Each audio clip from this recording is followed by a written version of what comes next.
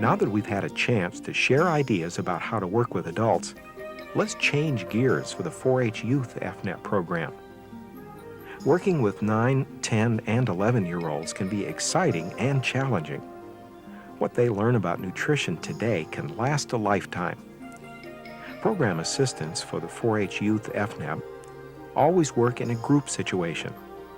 They present 4 to 6 lessons on nutrition in a classroom during school hours, as an after-school activity, or at a summer day camp.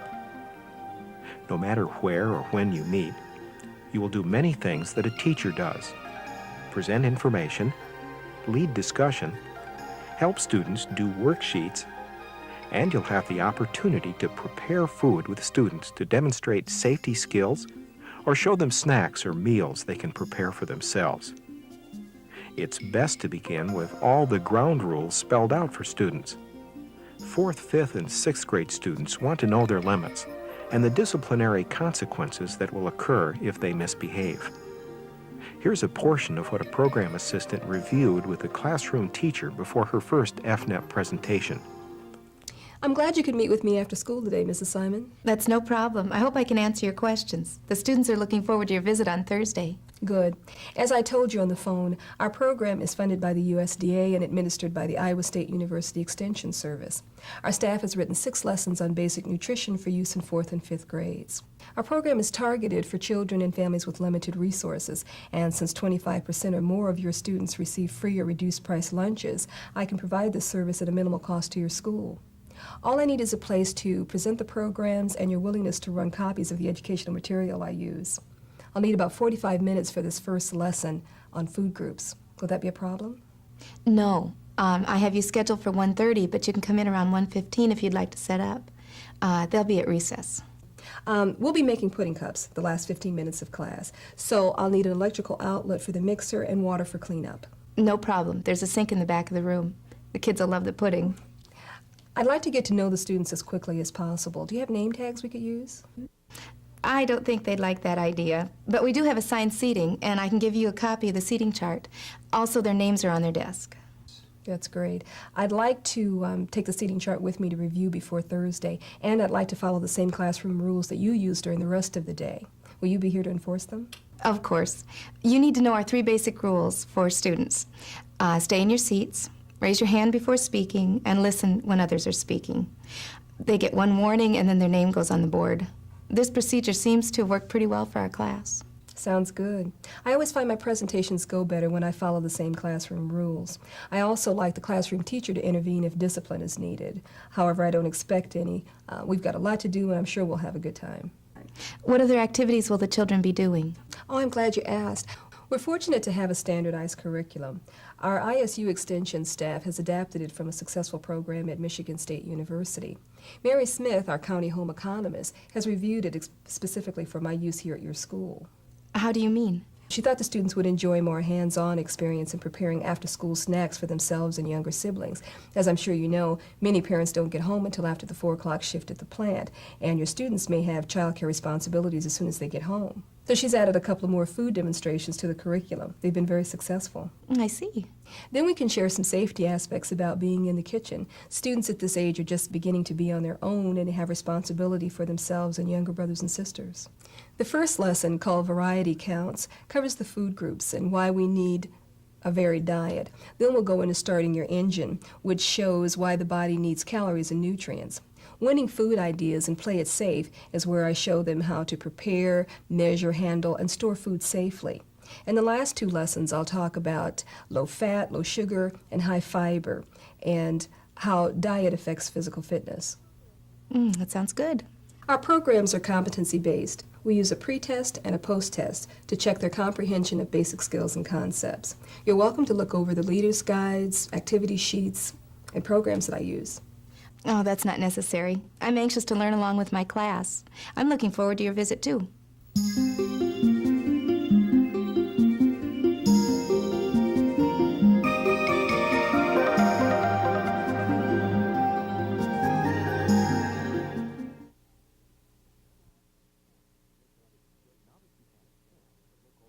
Now that you've had a chance to look over the curriculum and discuss general classroom rules, Let's talk about your audience, those 9, 10, and 11-year-olds.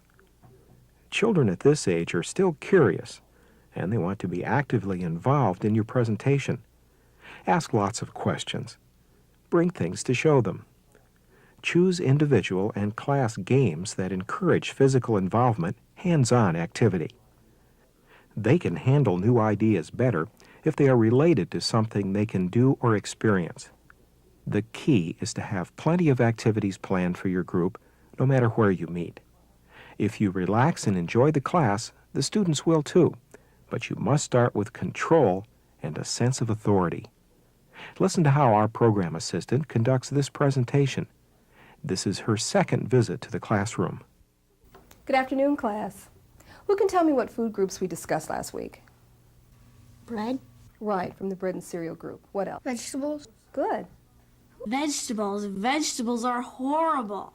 Well, many of us like vegetables, and they're very good for us. Perhaps we can experiment another day on different ways to prepare vegetables to make them tasty. What other food groups? Fruit, Good. Most of us like fruits. What else? milk, Good. From the dairy group, including milk, cheese, and yogurt. What else? meat, Very good. You have very good memories. And we also made that disgusting pudding. We did make a pudding from non-fat dry milk that you can make at home and use as a snack or dessert. It was low in cost, good for you, and delicious. What food group would pudding be in? dairy, Right, because we made it with non-fat dry milk and cocoa. Milk is high in calcium, which is good for your teeth and bones. What else is calcium good for? Does it help clot blood? Yes, it does. How many of you have increased the amount of calcium in what you eat, either by drinking more milk or trying the pudding mix with your families? Perhaps the rest of you can try to do it by next week. I lost my recipe, and my mom does not let me cook anything at home. Well, maybe we can get another copy for your mother after class. It didn't taste good anyway. Tristan, did you have something to add about calcium? No. Then why don't we go on with today's lesson?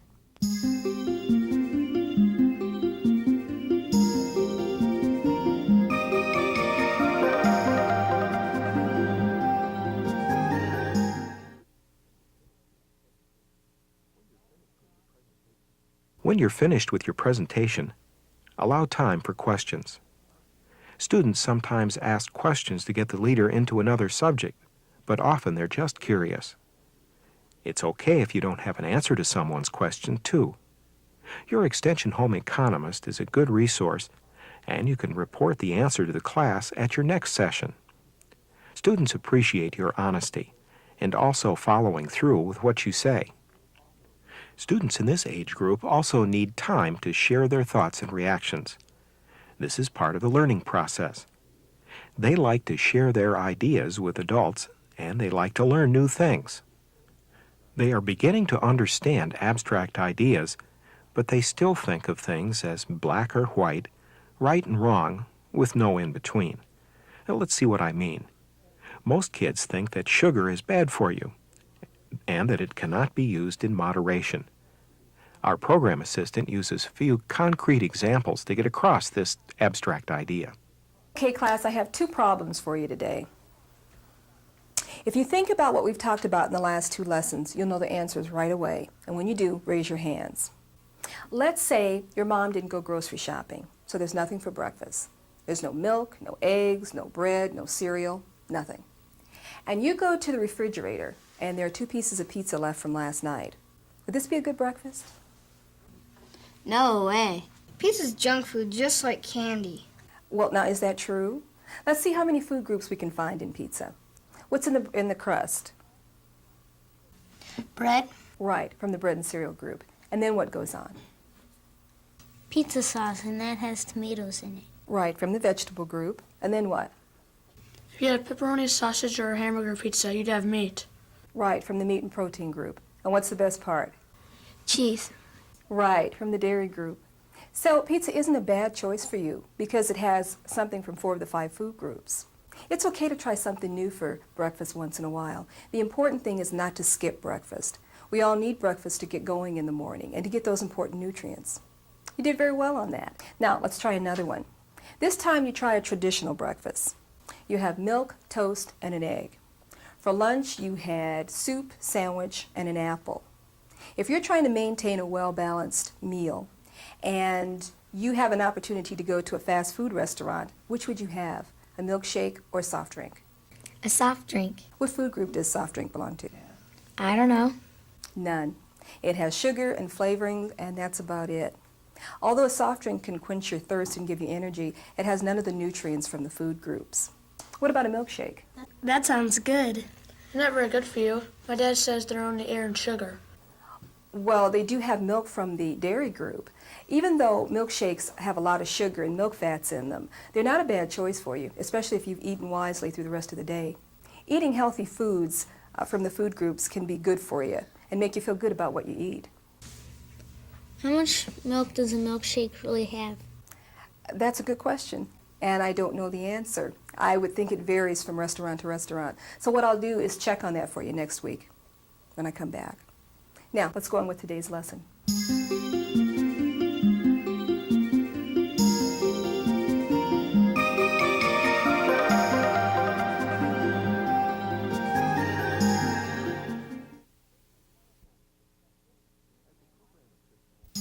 As a program assistant, you are not expected to know all the answers.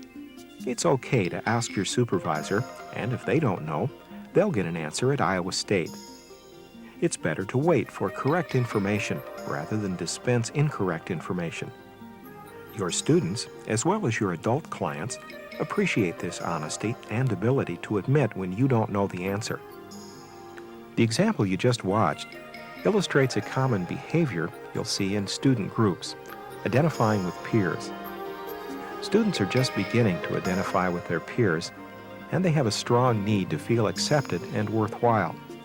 Sometimes students will try to challenge your information for the sake of peer acceptance, but your job is to treat all questions as legitimate ones. If you have more questions about how to work with children, ask your 4-H and youth leader for a publication that provides a few more details. It's called Ages and Stages of Child and Youth Development. Now you've seen it, a program assistant in action, both with adults and with youth. It's an important job that requires many skills and the ability to think on your feet, so to speak. As you gain experience, you'll become more confident and comfortable in your job and will be able to handle problems as they arise. But remember, you are a key link in the FNEP program. FNEP depends on you. Without you, FNEP wouldn't work. With you, it does.